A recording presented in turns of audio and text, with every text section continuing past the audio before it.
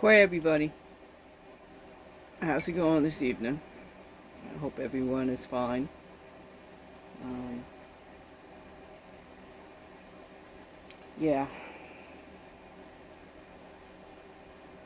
I took a couple of days off because I was tired, emotionally, physically, mentally, just really tired. And I'm dealing with a lot of issues myself, other than what's happening in the world. Um, but to the best of my ability, I'm doing the best that I can. Uh, but I'm trying not to snap. I'm trying not to. Um, One of my mental diseases that I have, besides dealing with being in recovery, um, I also deal with depression and chronic illness. And I'm really doing the best that I can without snapping. Um, and it's been rough, um, especially now with the weather. Hasn't helped the situation. I live in a camper, um, by the grace of the Creator and the help of family and friends.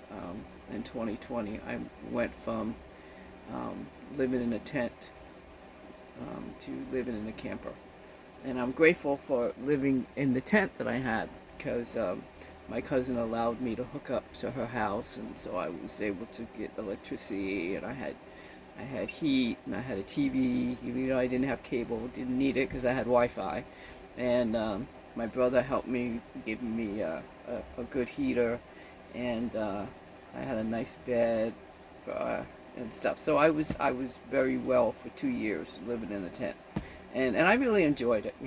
I like living it. Being intense. They don't bother me at all. Um, and even when it was snowing and windy, but I love being in a tent when it's raining. Okay, just rain, heavy rain and wind, I love it. Thunderstorm, that's a different story. I don't do well in thunderstorms. Never did, even from a kid until now. Um, but I love being in a heavy rain in a tent. There's nothing like the sound of it, and it's so good. I actually, we had a really bad, and we haven't had rain since then, since that, and that was in, I think that was in 2018, 2019 was the last time we had a rain that rained for like 6 to 8 hours of nothing but heavy rain, and I audio taped it. So I have it as my alarm on my phone because there's nothing like the sound of rain, and on a tent. I mean, there's nothing like the sound of rain on a tin roof, but there's nothing like the sound of rain in a tent. And it's actually nothing like a sound of rain in a camper either. But it only happens once in a while for like maybe 15, 20 minutes, and then it, you know. So, but anyhow, but when it's winter, it gets really cold, and unfortunately, the furnace that is here in the camper doesn't work. It malfunctioned a couple of years ago, and I can't find anybody to come and fix it. And so the propane that I use is basically only used for my hot water and my cooking. Um, so otherwise than that, my heat is electric. I have three electric heaters. You can hear one as I'm talking. You can hear one going off. That's on right now. Um, and thank God I have those heaters that has enabled me to stay at least warm in here. And I appreciate that. So, but the problem is that if it goes below 32, my water freezes, and even though my electrician, he told me to keep the cold water and the hot water, keep it dripping. Um, it helps sometimes, but when it goes down into the teens and the single digits, It freezes, especially my cold. It freezes.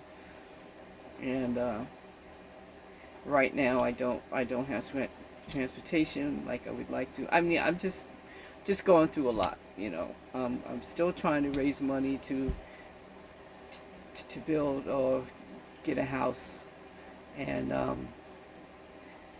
but slowly but surely it'll happen. I have faith in my Creator. I believe that things happen for a reason, and there's a reason why this is happening to me, and I accept it. Because I did a lot of fucked up stuff when I was out there using 30, almost 32 years. Come April, I hope to have 32 years in recovery. So, but before then, I did some fucked up stuff. So I'm paying for it. And those were the consequences that I put myself through. So, it is what it is. Um, but to the best of my ability, I'm working on doing the right thing, just for today, because all I got is today. We have a saying in Narcotics Anonymous: yesterday was history, tomorrow is a mystery, and today is the gift, the present. And I can't dwell on my history. I can't dwell on it, because I know what I did. And tomorrow, I don't know. It's a mystery. Ooh, mystery. I happen to like mysteries, and I really do like a mystery. I don't know if you guys, I don't know if you guys remember the movie, not Murder on Orient Express, not that one, but there was another movie that was a parody of that. God, I can't remember, and I just saw it listed somewhere. I can't remember, but Peter Falk was in it. He was one of the characters in it, and it was a really funny movie. Murder by Numbers, I think it was. No, was it Murder by Numbers? But anyway, it's funny. It's very funny, and I always wanted to go. Those events that they do for murder mysteries at restaurants and stuff like that, and you'll be eating, having a good time, and then all of a sudden a murder will happen, and you have to figure out who the murderer was. Oh God, I would love to do that. Oh, I would love to do that. I swear, I would love to do that. And I love watching ID. Okay, I used to love watching ID. Okay, I don't watch it so much anymore because I'm not in the rightful mind to really watch it. But I love watching those. Because I always figure out who the person is before it's announced, and I'm like, I bet it was that, and all of a sudden they'll say it was. See, I knew it. So I'm really good at that. I do like that. So, but yeah, I don't know how I got into talking about that now, but anyhow, so I'm just going through a lot, and I'm working on it. I'm working on getting myself together. I really am. But I wanted to do this video because I am just wow.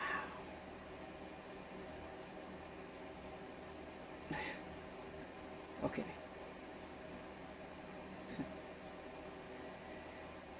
They took a 2-year-old the ICE thugs took a 2-year-old hostage. They don't want to call it a hostage. Instead, they call it, how did they put it? Taking the child to get the parents to surrender.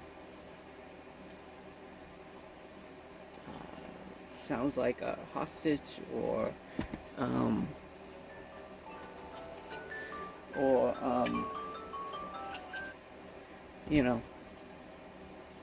sounds like a hostage to me, or a kidnapping to me, with ransom. And the ransom is your parents gotta, turn themselves in.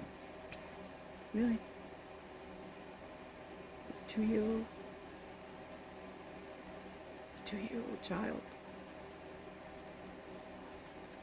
A 2-year-old fucking child? And of course, it was a brown child. It wasn't a white child. It was a brown child. That's acceptable.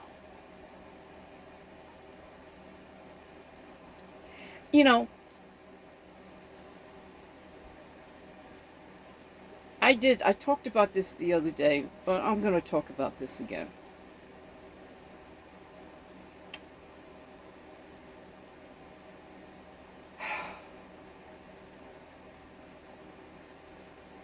The people that came over here, the first round of people that migrated to our lands here on Turtle Island.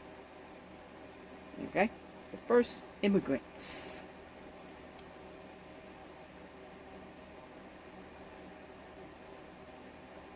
Were white people, number one.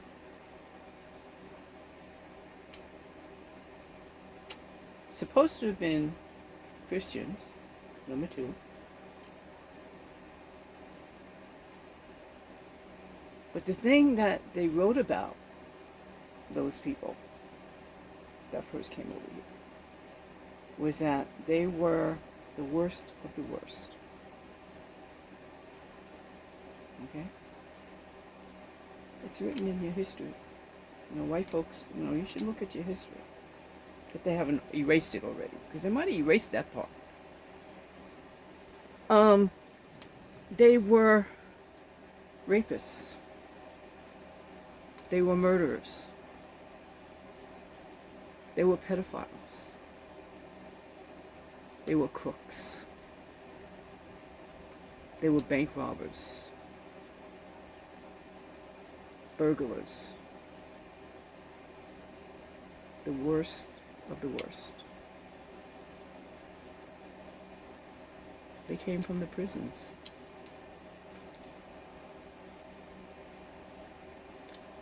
They were the first ones over here.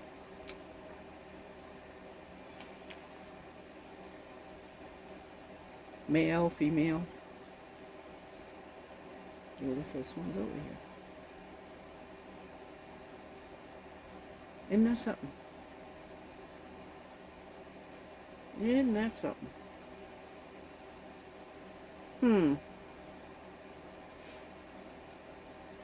Things that make you go,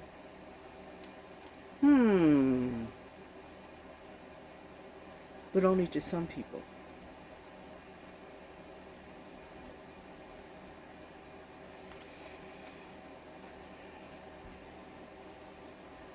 They were the first ones to come over here. And then the others came. But really, did the others really come? Really? Think about it.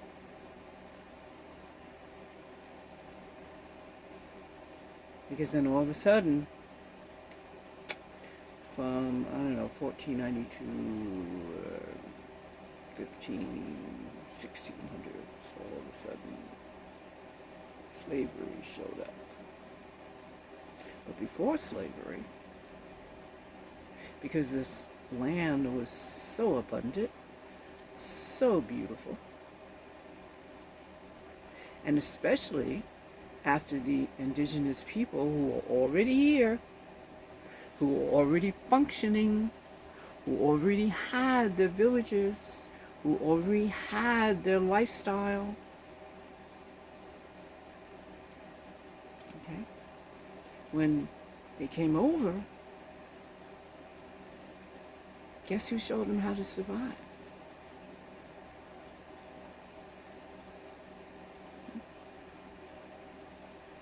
I know for a fact that my people, the Shinnecock, here on Long Island, in 1640, when the colonizers came from New England,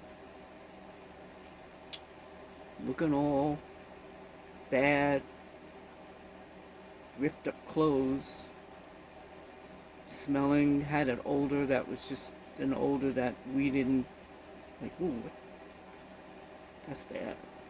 You know, starving. Didn't know. Didn't know what. Didn't was just like they came over, and guess what we did? We welcomed them. Gave them water. Gave them food. Gave them a place to sleep. And then we showed them how to survive in this barren land that they knew nothing about. But we did, because we've been living here for thousands of years. At least now, the scientists so far, they've come up with a total of 13,000, but we know that it's way more than that. But okay. But they also came over here with a doctrine called the Doctrine of Discovery,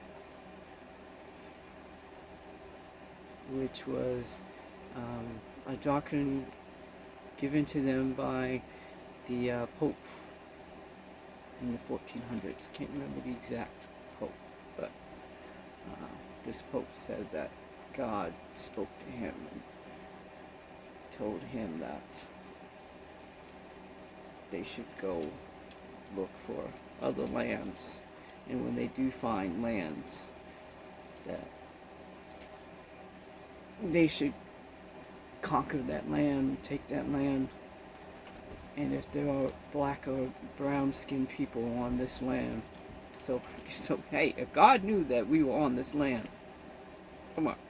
But anyway, you know, the one that you have the authority to take it.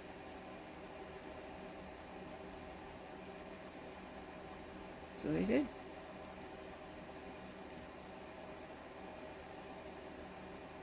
The Vikings came over here first, though. I think the Vikings came over, what, in the 12 or 1300s, 1200s, 1300s. And they went to the Iroquois, I think it was. And just knew they were going to come over here and just take it. And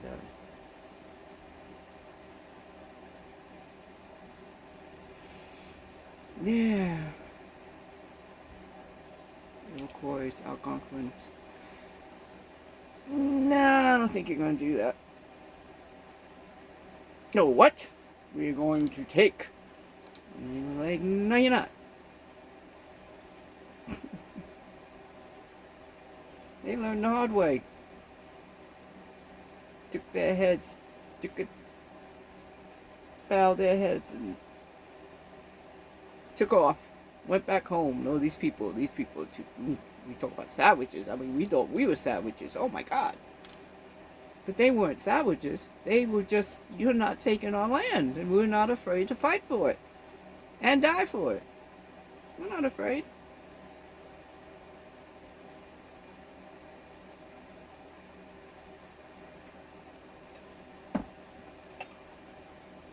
But neither were other tribes. But they just happen to come across that there are tribes that aren't that, I don't know, you can't really say vicious, but they're willing to work with. Okay, they thought, okay, you come over, you know, we work together, and you know, okay, we can do this. And then they realize that, oh, wait a minute, no, that isn't what they want to do. And they proved it by bringing over diseases purposely. Chickenpox, measles,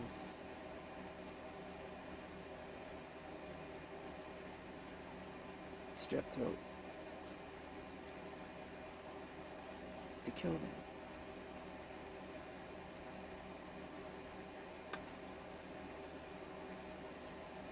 Why? Well, because we want the land. This is so beautiful land here, man. We want this land.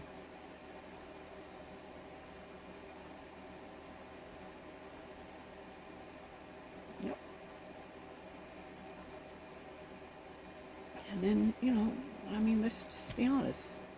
unfortunately, we got played. A lot of us got played. I know Shinnecock did. But our chief Nodana at the time, he saw how the colonizers were killing the Pequots. The Pequot War. You know, how they were just killing them, slaughtering them. He saw that, and he came back over to his people and said, you know, I don't want that to happen to my people, so I'm willing to work with them. And that's what he did, you know. And unfortunately, that was the wrong thing to do. Because at first it was, okay, we'll do it. But then, once they got that rum, and our leaders, male leaders,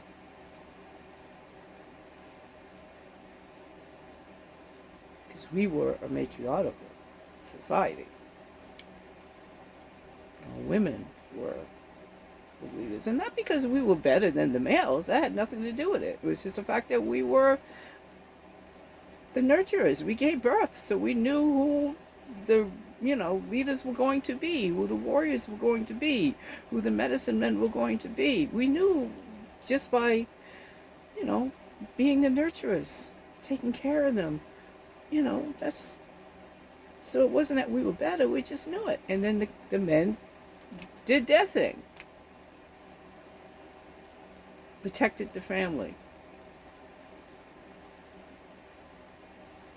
Fed the family, warriors.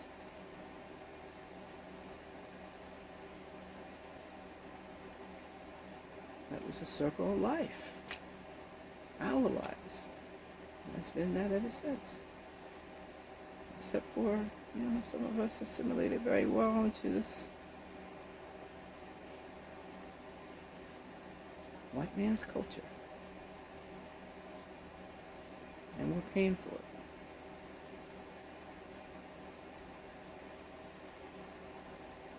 So, then they started taking, killing, and taking, killing.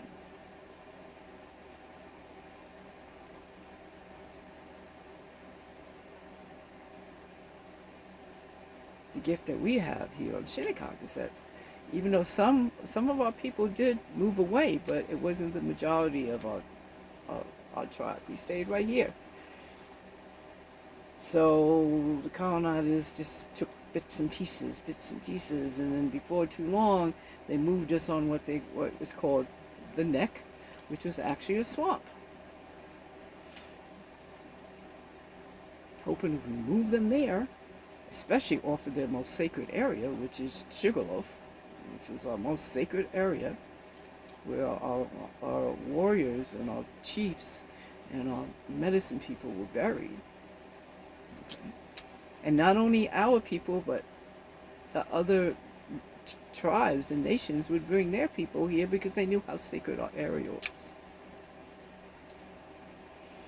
And they took us off of that. Also because at the time, there was a railroad coming, and they needed that area so they could put the railroad go through. So let's get these people off here. This is in 1859. And they moved us to the Neck. So we'll move them there, and they will get swamp fever, and they will die. Just die off. And then we can take it all. Just like we took all the others. Took all the others. And then we could take them and move them somewhere. Get rid of them. But it didn't happen. And it didn't happen. And then they couldn't understand, well, why didn't it happen? Without them thinking, this is our land. This is where we come from. What do you mean, why didn't it happen? Of course it wasn't going to happen. This is who we are. This is where we came from. But they learned that from other tribes along the eastern corridor. You didn't just, you can't just get rid of us. Now some they did. Like for instance the Cherokee. Trail of Tears. But yet there are still some Cherokee that are still here. But the majority of them are out west. The Navajo. Navajo didn't just start out west. They came from here, from the east, and moved out west. Because I had to move them off of the land and move them somewhere, and hopefully they were moving them places where they would not be able to survive. But what they didn't realize is that because we come from the land, you can't just move us somewhere and think we're just going to die off, because we're not going to do that. We're not going to do that.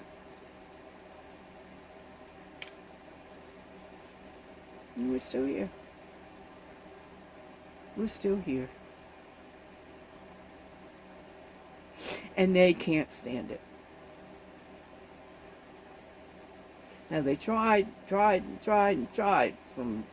1490 till today. They tried to still get rid of us.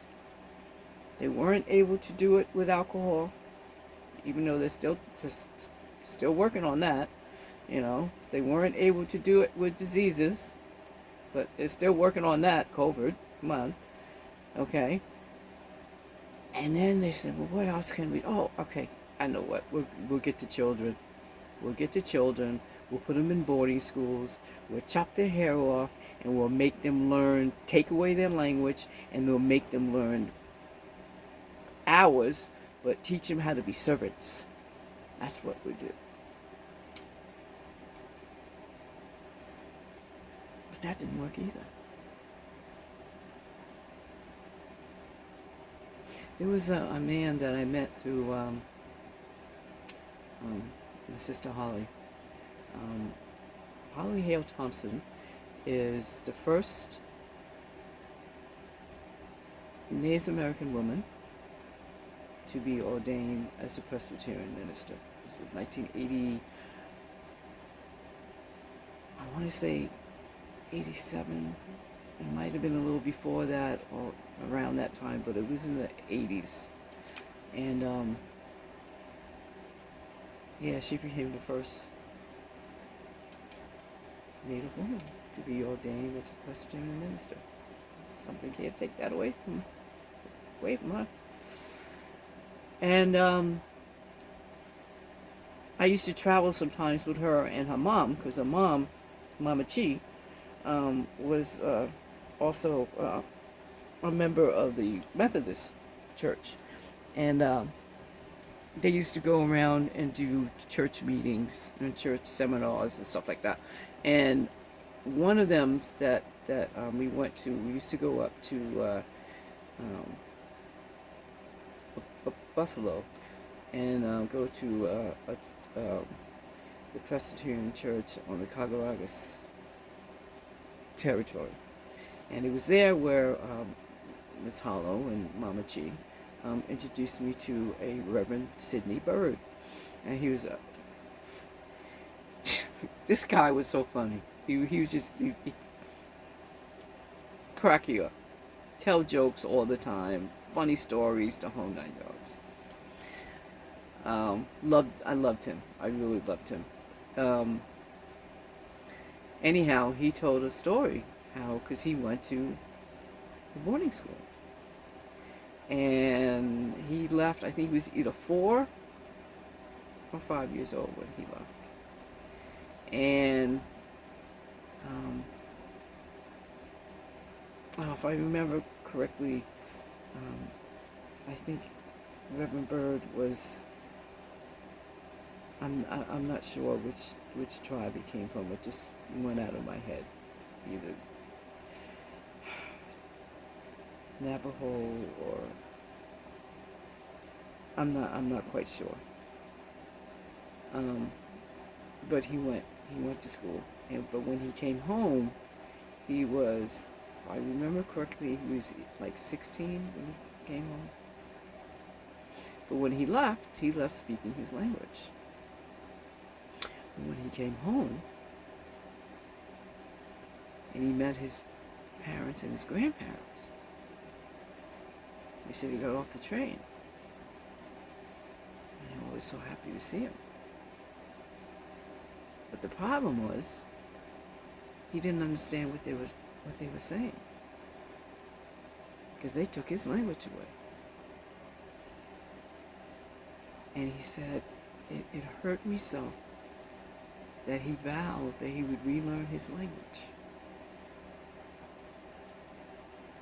That's what boarding schools did. Now, I have an uncle. His name is James Cogwell. And he was one of my father's best friends. He was his first cousin. He lived right down the road. Matter of fact, I live where my allotment is and directly across from my Uncle Jim's allotment.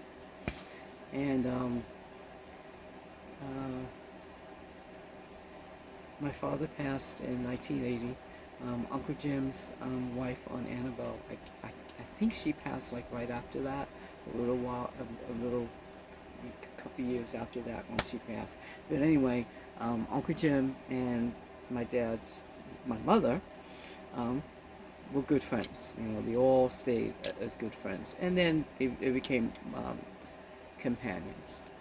And so when my husband and I got married, we got married in 1987, and we had moved to Aunt Christine, Uncle Chap's house.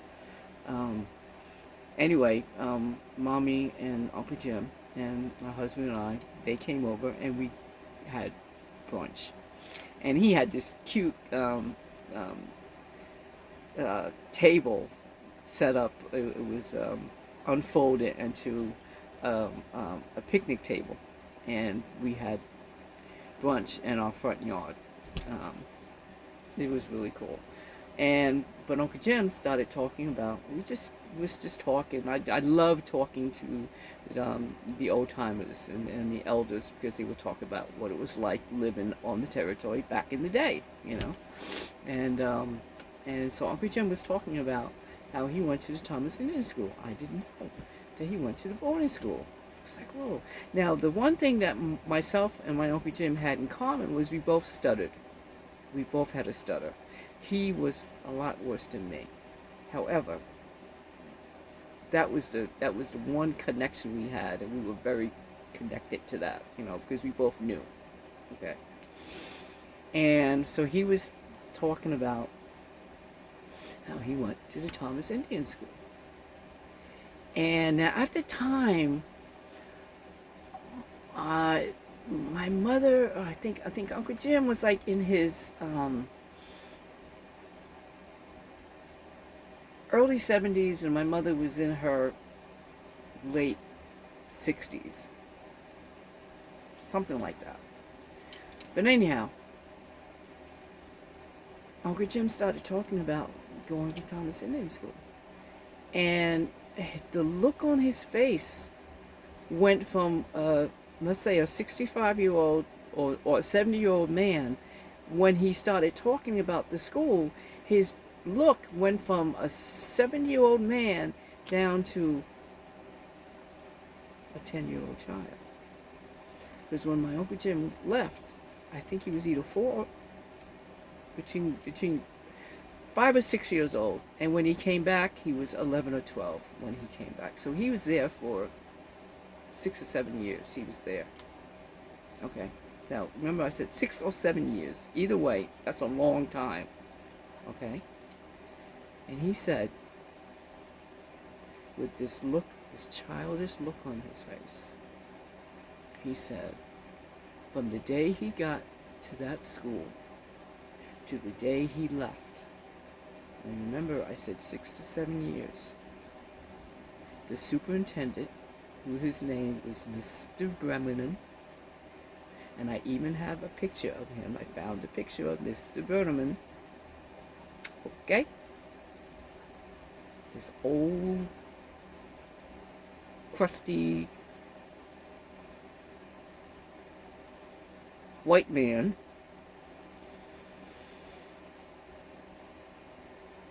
beat him every single day. Okay? From 6 to 7 years. Every day. At least once a day. It could have been more than that. It could have been 5 or 6 times a day. But at least once a day, every day, for 6 to 7 years, this crusty old white man beat my uncle. And guess what my uncle said? As he's sitting there telling the story, all of a sudden he looks. He did not stutter. And with this innocent face, he looks and he goes, his exact words were, "I wonder why he hated me."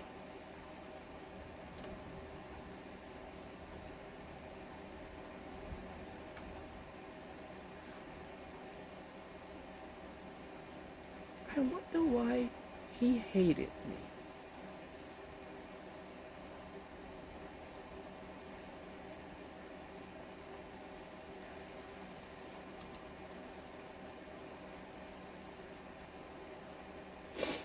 Now that was in, what was it, 80, I got married in 87, so that happened in like 87, 88.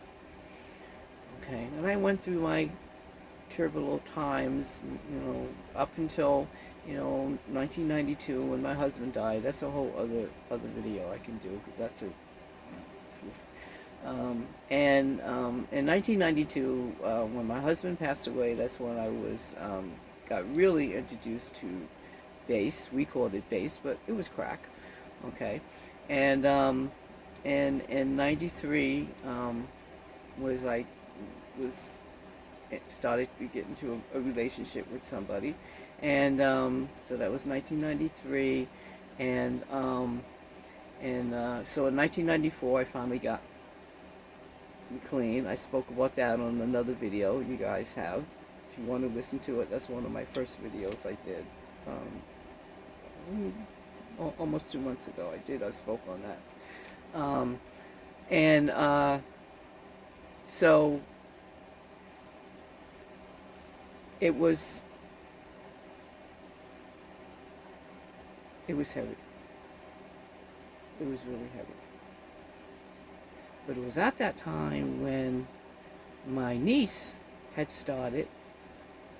No, that was that was in 1996. I started working for the community house with the HIV/AIDS project. That's what it was. But then in 2001 was when I hurt myself and I had to give up that job. In 2003, I think it was 3 or 4. My niece had started a program called Blossom Sustainable Development, and I started working for her because I was learning how to become a recovery coach. Through White Bison, becoming a recovery coach. And it was at that time where she had introduced me to White Bison, and what White Bison was doing was going around to different indigenous native territories throughout the United States here, dealing with intergenerational trauma. I had no idea what that was. I never heard of it before until Blossom was doing this, dealing with White Bison. And they were talking about intergenerational trauma.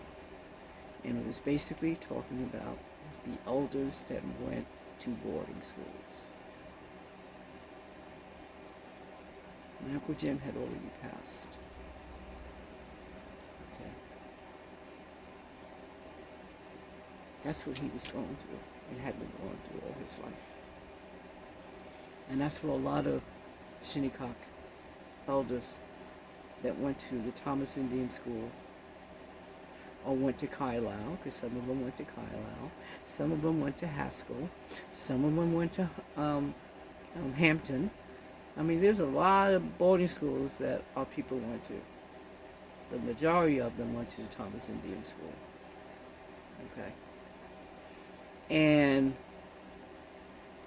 it was at that time when I realized what was going on, because our elders never had the opportunity to heal. to heal. And there's video that White Bison does about the healing, because they went around to these areas. They had their ancestors had told these elders to make this 100-hoop ego circle and take that around to the different areas that had to deal with boarding schools. And that was a ceremony they would do with the eagle feathers. There was 100 of them. And one of the things that they dealt with was they would videotape if the elders wanted to be videotaped. They didn't have to be, but if they wanted to tell their story as to what they went through in the boarding schools. The gift that they got from this was a lot of them had the opportunity to heal. They never had a chance to speak on it. Luckily, my uncle had myself and my husband and my mother to talk on it. We don't know if he spoke to anybody else about it, but I do know he talked to us about it.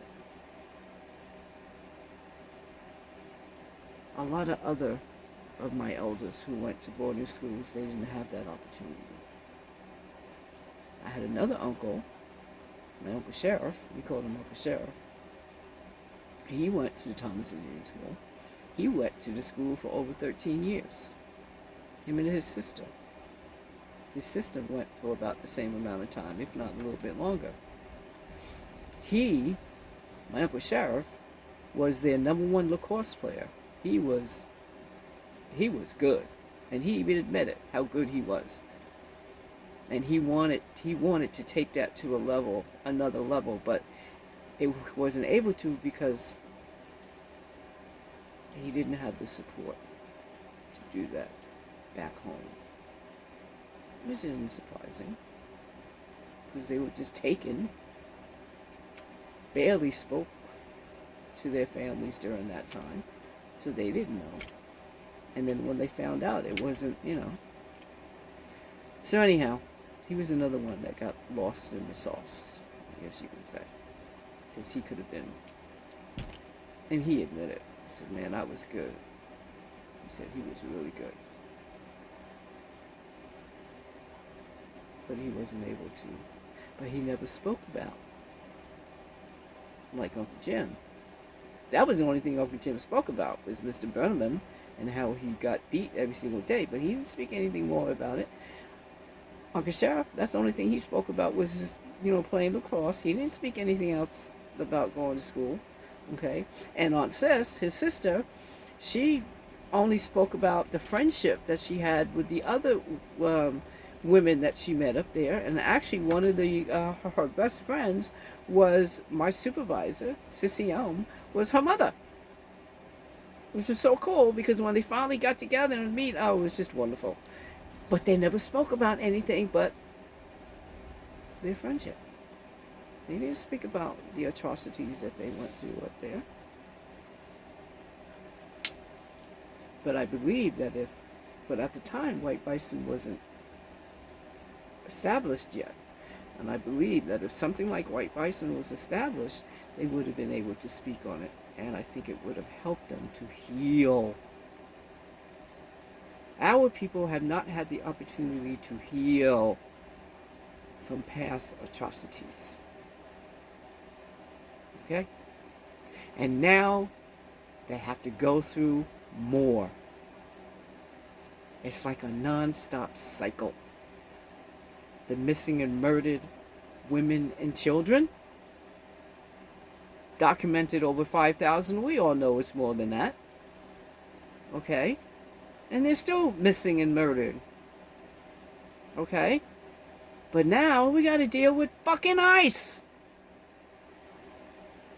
We got to deal with this issue of deporting us. Where you going to deport us to? Where the fuck you think you're going to be deporting us to? Where? If anything, you all should be fucking deported.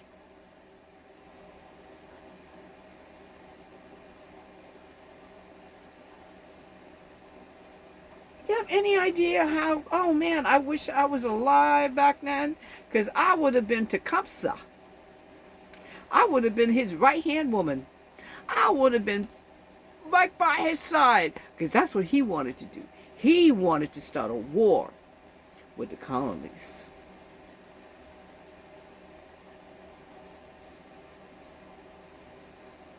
He wanted to fight back. I would have been right by his side. Yeah, okay, baby. Okay, hon. Let's do it. But unfortunately, the government at that time was able to deal with the chiefs that were willing to sit down and talk. See, Tecumseh wasn't willing just to sit down and talk. He was tired of talking. You all done talk too much, because everything you have said that you were going to do, you have not done yet. So I'm tired of waiting on your butts. It's time for us to fight. Let's fight. I would have been right behind them.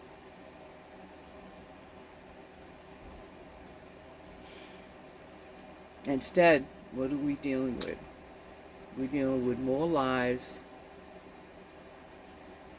more treachery,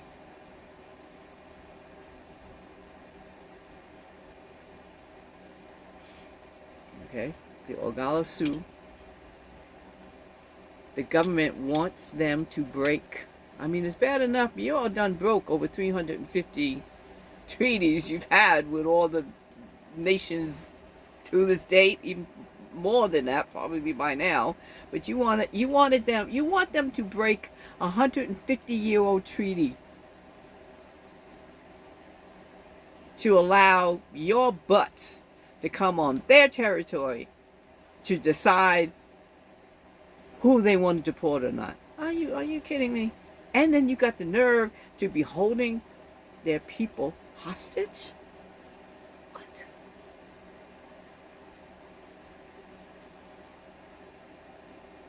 See, the one thing that you do not know about indigenous people, and I know you've heard it. You've heard that phrase. Okay? Any day is a good day to die when you're indigenous. Okay?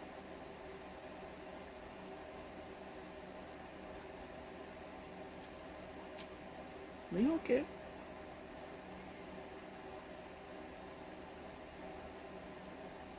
Do you honestly think that they will break a treaty because you're holding your people hostage? Don't you realize that those three men are like, okay, they're willing to sacrifice themselves for their people, for their nation. And you may think that's, crazy. But it isn't crazy. It's who we are. It's who we are. We're willing to fight for our people, and we're willing to fight for our land. Why? Because that's where we come from. Because it's sacred to us.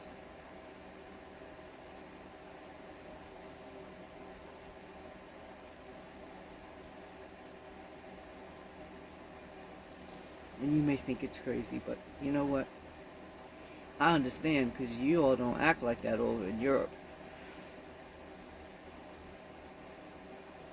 That's the reason why you came over here, because you took your land to extinction. There are places and areas in Europe right now that you cannot live. You cannot drink their water. You cannot hunt anything because the animals are all gone and dead, extinct.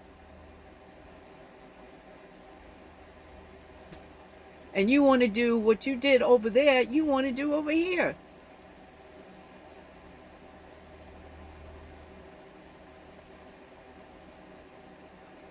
And if it wasn't for the indigenous people who are still here, you probably would have done it hundreds of years ago. but it didn't happen. Why? Because we're still here. We're still here. I ain't going anywhere. That's why the town of Southampton is so pissed off. Fuck at these fucking shinnycocks. They're still here. God damn it. And they're still fighting for their land. And they still want to do some kind of economic development. No, we can't have them do that. They still have that thought that we want a casino. We don't want a casino. Tried that, done that, didn't happen. Okay, let's move on. Let's move on to other things. But you're gonna fuck around and find out something, though. If you keep messing around. If you keep messing around, there's something that's gonna happen. And you're not gonna like it. But guess what? It's gonna be on you. It's going to be on you. And see, this is where we need our allies to step up. Because they did step up for us. They stepped up for the Grace Protection Warrior Society because of our allies, we were able to at least have legislation about grace protection. Even though the town of Southampton don't follow what they've written. See, that's another thing. If the colonizers who made the Constitution, now we all know that the Constitution was not written for anybody of color, and it was not written even for white females. The Constitution was written for white male landowners. Stolen land, but landowners. Okay, that's what it was written for. Not even for white women. Please, you had nothing to do with it. Okay, so we all know that. Okay, yeah, they tried to do all these different amendments, hoping, saying that it was okay for the no. Even to this day, the Constitution is still mainly written. Now it's mainly written for white men, billionaires. Not even you millionaires. You millionaires are like, oh, we're just barely making it. But the billionaires, hey, they're doing okay. Okay, that's what the Constitution was written for. Okay. But the thing of it is that if you just follow your own laws, but you can't do that. And the reason why you can't do that is because of one thing. And we all know what it is. We all know what it is. It's called white supremacy. Oh my God, if we follow that laws, then that means that you people of color, we would have to be able to let you actually survive. We don't want you to do that. We want you to feel less than. We want to keep you under the bridge, under water. That's where we want to keep you. We don't want to keep you anywhere up here. No. Because that means that we have to give up all that we have. We have to admit that you're actually okay people, that you actually are just as good as we are. No, we can't do that. Are you kidding me?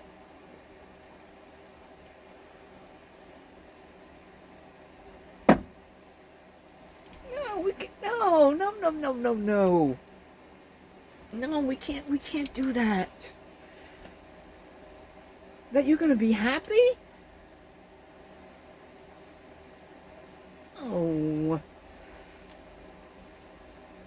we can't do that. Especially since what we're doing actually works. When we intimidate you, it does work. To most of you, it does. You know? And then when we kill you, that makes it even better. Because then you're gone. It works.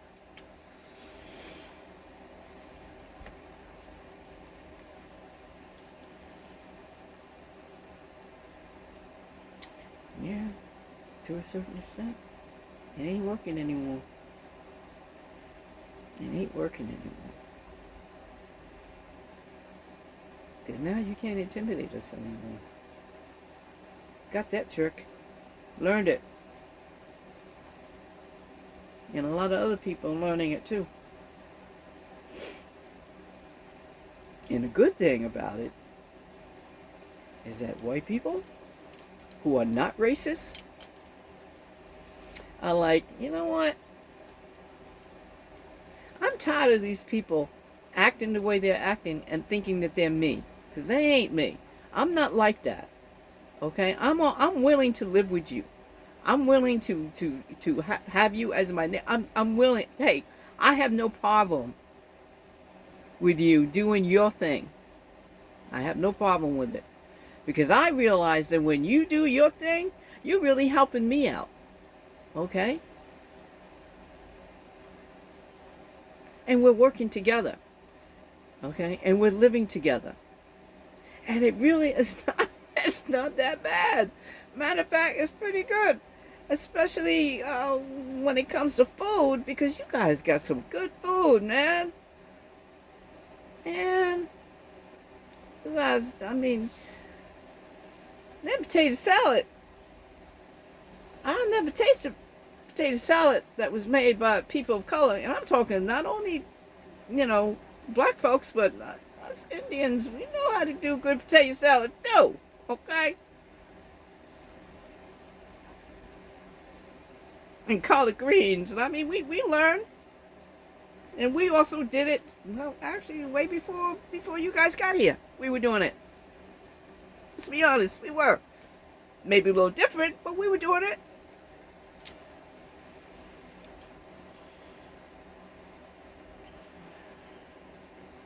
And our buffalo and the deer I mean, it was like, man, this food is good. Now, me personally, I'm not a game person. Okay, that was one thing they always did to drag for me, because I don't like fish. Okay, and I don't really like game. I'm not a buffalo or deer.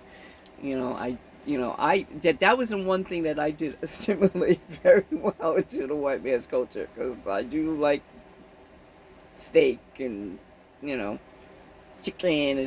I do like it. Store bought. Sorry, but that's my that I have. But I also know that if that ever was to disappear, I have to survive. I can survive. Okay.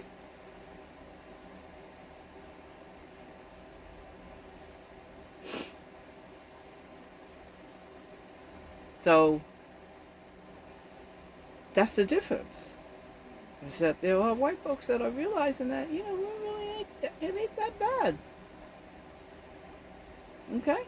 And we learned a lot from communities of color. We learned a lot. We're realizing that we all are really good together. Okay? And we're learning the one thing that we all have in common that a lot of people don't talk about. They don't even want to admit that that's even there. And that is the fact that we all bleed the same blood. Go figure. Why did the Creator do that? Why did He make it so that we all bleed the same? Because if we are so different, then, we shouldn't be bleeding the same. We should be bleeding differently. But we don't. We all bleed the same. Why is that? Could it be because we're supposed to be neighbors? We're supposed to work together? And that action enables us to be friends and work together and learn from each other. We can even love each other. Why not? Why not?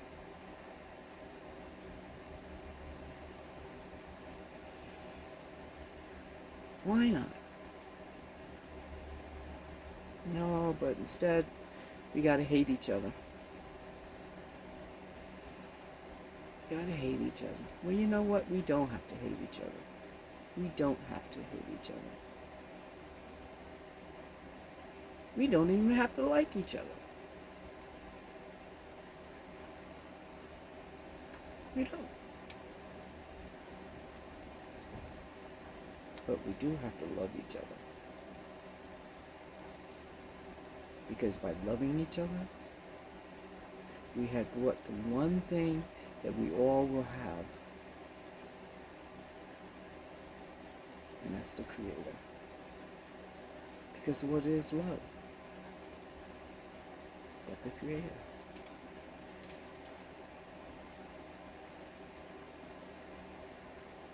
Think about it.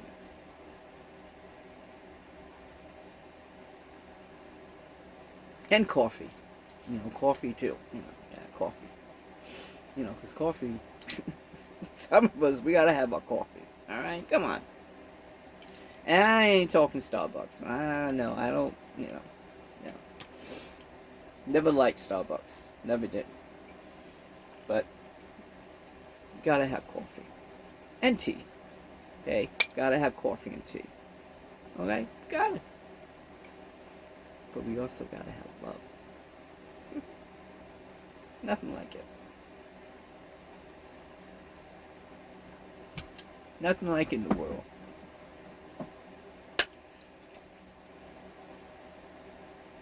So let's stop with all this craziness. Okay? And we can do this. I mean, we can actually do this. The white supremacists don't want us to, so they would do whatever they can to stop us. And you know what? Let them tire themselves out. Let them tire themselves out. Because in the long run, they will die off. Because of the evilness that they have in their heart. Hearts are not completely equipped for evilness. To a certain extent it is. We've learned that through history. Let me look at Hitler. Okay. But also look at here in the United States. Look at the Confederacy. Okay. Look at that. History. Okay.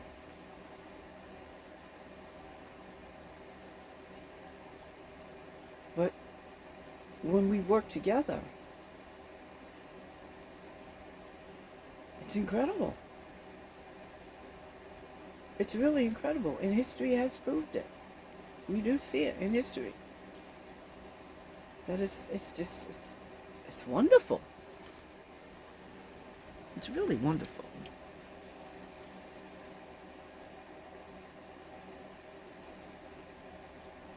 Okay? But I also know, God, white supremacy is so... Because we got so many stupid ass people. I mean, there are just so many stupid ass people that have... They got the platform. And we're talking about the idiot and his administration. Okay, we're talking about Fox News. Okay? We're talking about his ass kisses. Okay? When I'm talking about, I can name off a couple of them. Let me see. Sean Hannity, Megyn Kelly, Ingram, Waters, what's his name? Jesse Waters. I mean, need I say more? Okay? How many more of them? Okay? That are just like Benny, whatever his name is. I mean, oh my God, he's a piece of work. He's a piece of work. But there are so many of them out there, and then Mega, come on, you guys are so embarrassing. And the Christian nationalists, really, I mean, think about it.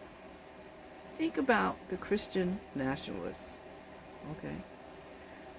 They do not want women, and I'm specifically talking to you white women. They don't want you to be able to vote. They don't want you to be able to have any kind of high paying job. All they want you to do is be pregnant and take care of the kids and take care of the house and cook and clean for nothing. For nothing. You know, you don't get paid for any of this. They just want you to do it.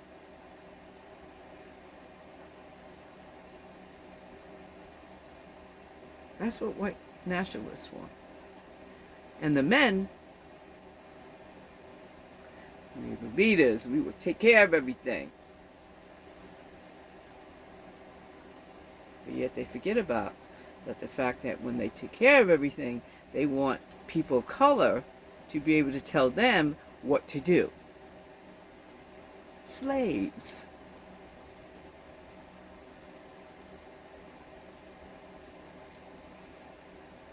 That ain't gonna happen.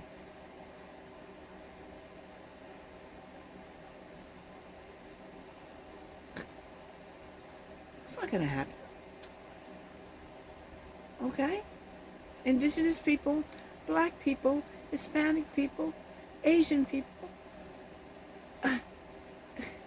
No. We've been there and we've done that bullshit. We're not doing it anymore.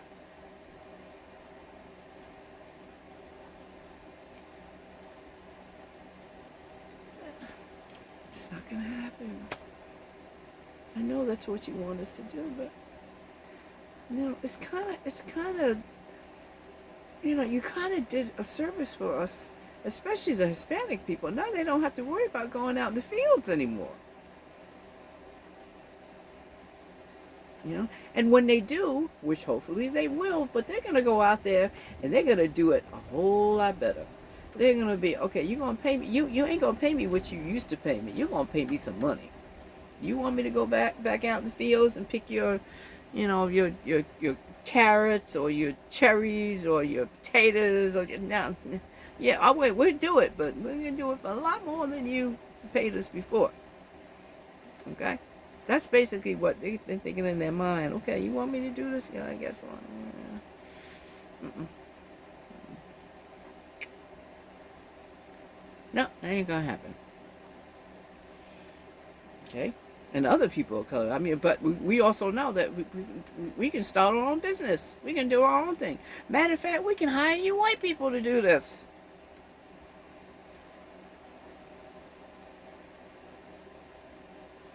It's funny. There was a video not too long ago of this white contractor was so pissed off because his workers were white men, but they were like nothing compared to the Hispanic people that worked for him. They got the work done. These white boys, they're lazy. They don't want to do the work. I want my Hispanic men back, man. Their babies went out there and they worked. These guys don't do shit. Hey, fucked him out and found out.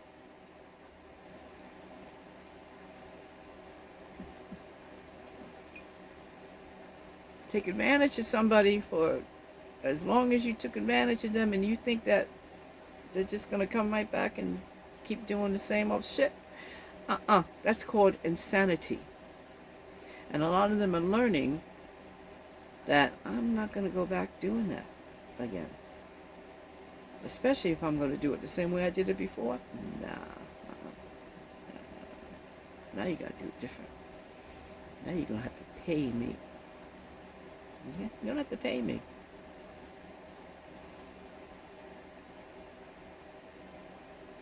Pay me. And the thing of it is that you can't do that. It can be done. It can be done.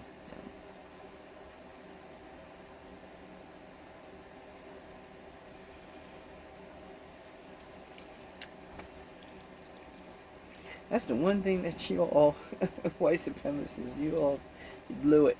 You blew it. Because now, community of color, we are sitting back going, yes, guess what? You're gonna find out some shit now. You think you had it bad before? Oh man, you ain't seen nothing yet.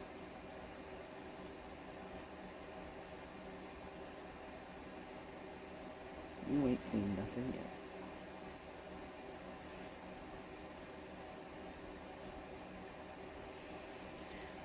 Okay, I've been on a run, haven't I?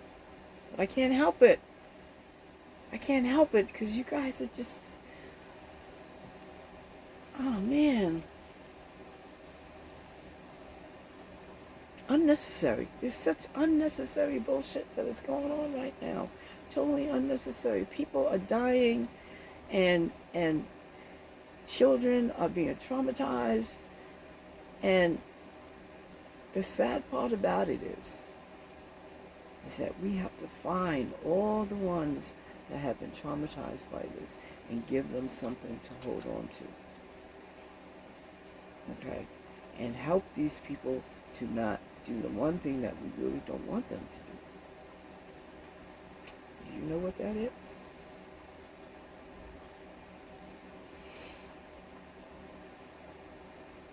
That's why I do these videos, so that it doesn't happen to me. And that's why I'm hoping I can just reach one person out there that it won't happen to them. And that is snap. I don't want to snap.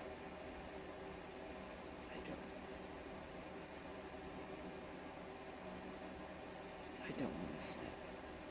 And a lot of people out there, we don't want to snap. We want to be happy. We want to live a good life. But you're making it extremely difficult. Because of you, not because of us. Because we're willing to do what we have to do in order to continue doing what we have to do. But you don't want us to do that.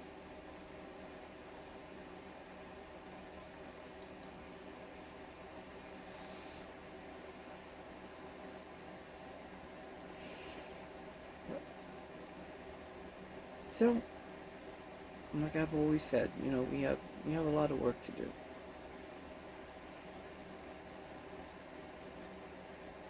We have a lot of work to do. So, okay, this is a long video. I did a long one. I did almost an hour and, what is it? Hour and 13 minutes. It's going to be like an hour and 15 minutes. But no matter what, we can get through this. We can get through this. And we can actually do this peacefully. We really can. There's a lot of pain, a lot of agony involved in working on not doing this other than peaceful. But we can do it as long as we do it together. Okay? As long as we do it together. Okay. Alright. Yeah. If no one has told you that they love you today, I do love you. I do care about this world. I care about this country.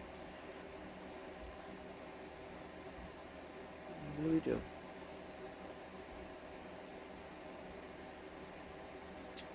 I really do. And it is hard. It is hard because there's so many evil people out there. So many of you are so evil and disgusting and downright pitiful. Actually, really pitiful. But the gift that I have is that I have seen good people. I have been around good people who see me for me just like I see them for them. Okay. And that's the gift that I have. Um, but I also got to be honest too. I may not like you. I may not like you. I really. Hey, I kind of think you know who you are that I really don't like. But god damn it, I do love you. I do. I can't help it. Because I know that's what the answer is.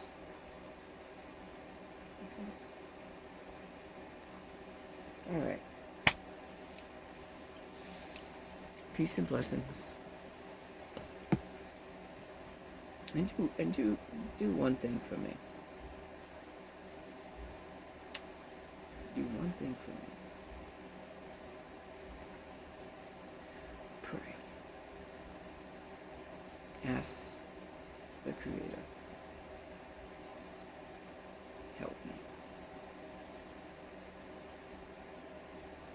And guess what? He will. Mas que não.